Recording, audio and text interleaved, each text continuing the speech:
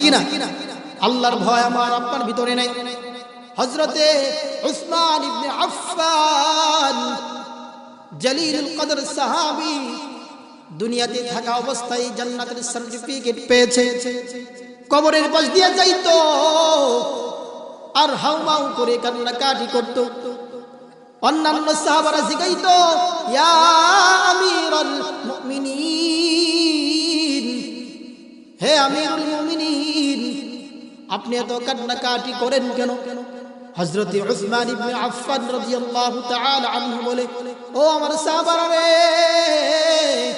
তোমরা তো জানো না এই যে কবরস্থান, এই কবর এমন এক জায়গা, আল কবরু রাউযাতুম মিন রিয়াদিল জান্নাহ আও হুফরাতুম মিন হুফারিন নার।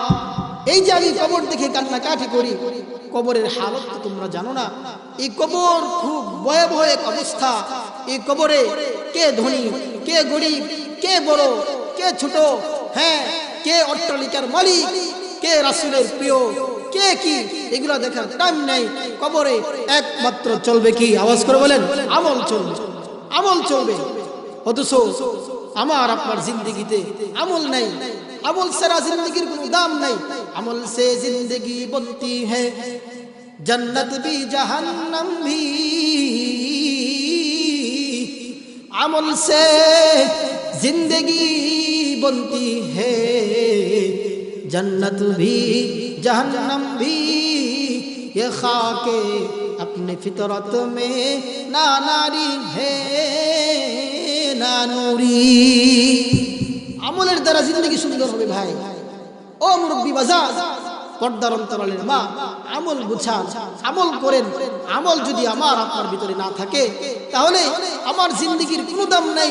দুনিয়ার জিন্দগিতে আমার দাম থাকতে পারে, কিন্তু আমলবিহীন জিন্দগির কবরের কোনো দাম নাই।